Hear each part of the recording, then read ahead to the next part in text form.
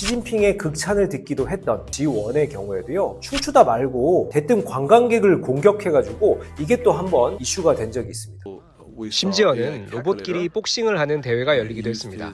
중국의 CCTV가 생중계를 하기도 했는데요. 한 로봇이 상대 로봇을 공격하다가 상대 로봇이 쓰러지자 인간 심판을 공격하는 어처구니 없는 상황도 연출이 되죠. 며칠 전 중국에서는 놀라운 일이 벌어졌습니다. 21대의 휴머노이드 로봇이 인간과 함께 하프 마라톤 대회에 참가를 한 겁니다. 자, 그 중에 몇몇 로봇은요, 완주까지 했고요. 1등을 한 티엔쿵 울트라라는 로봇은요, 2시간 40분 만에 코스를 완주했습니다. 중국의 휴머노이드 로봇을 향한 자신만만한 선전포고였다라고 할 수 있을 것 같습니다. 사실 1900년대 후반 일본이 대표적인 로봇 강국이었습니다. 국빈 방문 행사 때마다 아시모라는 로봇을 등장시켜서 이 외국 국빈들과 악수를 나누는 모습, 아마 여러분들도 이 뉴스 장면에서 보신 기억이 있을 텐데요. 현재 휴머노이드 로봇 산업은요, 여러 국가가 각축전을 벌이고 있습니다. 미국, 일본, 영국 등이 대표적인 휴머노이드 로봇 강국이고요. 자, 그런데 제가 오늘 준비한 내용은 이런 선도 국가가 아니라 이 뒤를 바짝 추격하고 있는 바로 중국에 대한 얘기입니다. 현재 중국 정부는요, 2023년 11월 휴머노이드 로봇 혁신 개발 지침을 발표하기도 했고요. 2025년까지 핵심 기술 개발과 산업 생태계 구축을 목표로 내세웠습니다. 또한 상하이,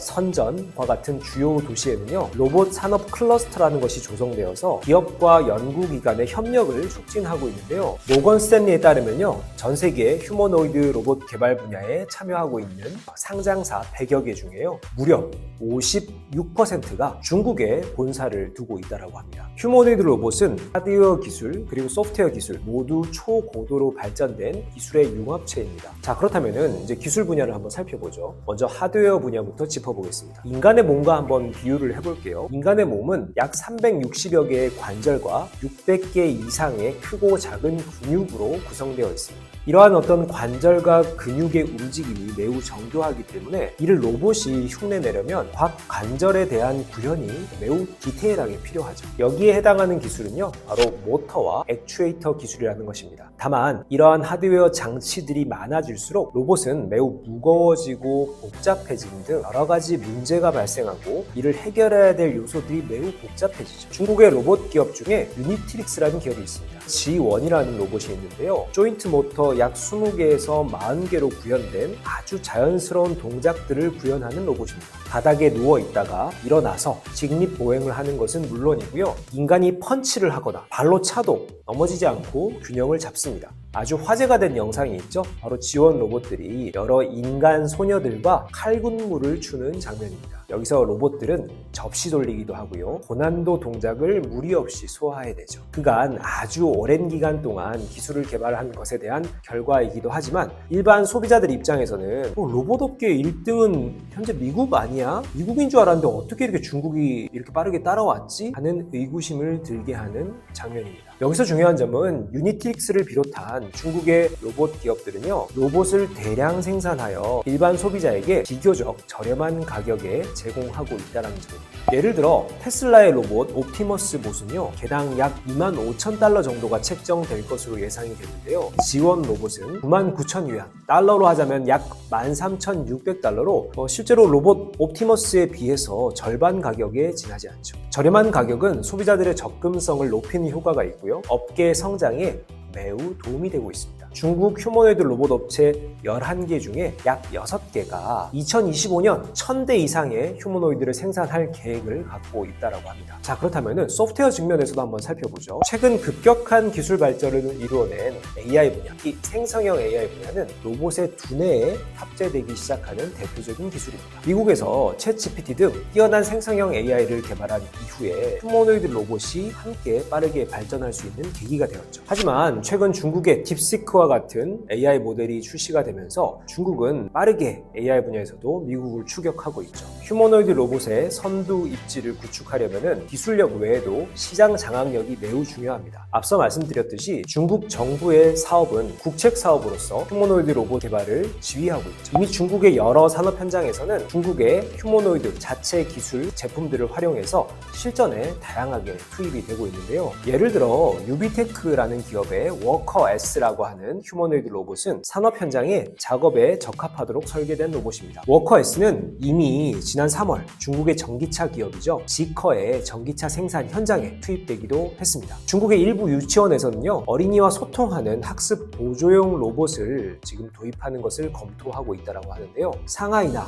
항저우와 같은 스마트 시티로 대표되는 중국의 대도시에서는요, 공공시설 안내, 치안 순찰, 행정 민원 업무 등의 로봇이 투입되고 있다고 합니다. 특히 무인 민원 창구나 서류 작성, 절차 안내 도와주는 로봇은 이미 중국에서는 일상화가 되어 있는 로봇입니다. 이처럼 중국은 단순히 로봇을 만들기만 하는 나라가 아니라 가장 많이 쓰는 나라, 가장 대중화되어 있는 나라로서도 한 단계 레벨업을 하고 있다라고 말씀을 드릴 수 있을 것 같네요. 그렇다면 과연 중국은 휴머노이드 로봇 분야에서 글로벌 강자의 자리에 오르게 될까요? 물론 중국이라는 나라가 우리 머릿속에 이런 선입견이 있어요. 중국 제품은 품질이 떨어질 것이다. 역시나 로봇 분야에서도 완성도가 떨어지는 제품들이 중국 시장에 일부 나오고 있긴 합니다. 시진핑의 극찬을 듣기도 했던 앞서 소개해드린 춤추는 로봇 G1의 경우에도요, 춤추다 말고 대뜸 관광객을 공격해가지고 이게 또 한번 이슈가 된 적이 있습니다. 자, 이처럼 중국의 휴머노이드 로봇 업계가 글로벌 수준으로 올라서기 위해서는 완성도를 일단 높여야 한다. 이것은 당연한 얘기겠거니와 또 그 기타 비용 절감 문제, 배터리 문제, 또 시장의 어떤 대응력에 대한 문제, 이런 생태계적인 전반적인 경쟁력이 더 올라가야 됨은 명확한 사실입니다. 베이징 휴머노이드 로봇 혁신센터의 CTO 황지아는요, 중국 언론과의 인터뷰를 통해서 하프 마라톤을 뛰는 동안에 로봇의 배터리를 3번이나 수동으로 교체했다 라는 언급을 하기도 했었는데요. 배터리 문제라든지 여러 기술적 완성도라든지 하나하나의 기능의 디테일이라든지 이런 부분들은 아직까지 중국의 로봇 산업의 수준이 부족함을 보여주는 대표적인 특징이라고 할 수 있겠습니다. 자, 결국 우리가 로봇 산업이라고 하는 것, 휴머노이드라는 것이 이제 막 불꽃을 피우기 시작한 대표적인 성장 혁신 산업이라는 것을 전제하였을 때 이 중국의 약진은 상당히 경쟁국들에게 위협을 줄 만한 상황이다라는 것이죠. 자, 그럼 마무리를 한번 해보죠. 스마트폰이 출시된 지 10년 만에 80%의 소비자가 스마트폰을 쓰게 되었고요. 챗 GPT가 출시된 지 2년 6개월 만에 전 세계 17억 인구가 챗 GPT를 현재 쓰고 있습니다. 휴머노이드 로봇 또한 소비자가 바라던, 시장이 바라던 기술적 특이점이 구현되는 순간 휴머노이드 로봇 시장은 폭발적으로 성장하게 될 것입니다. 그리고 그 중심에는 중국이라는 거대 자본과 국가적 추진력, 거기다가 매우 시장 친화적인 행보를 보이는 여러 기업들이 중국의 휴머노이드 로봇 분야의 기술력을 빠르게 업그레이드하고 있다. 선진국을 빠르게 추격하고 있다는 상황들 여러분들께 전해드렸습니다.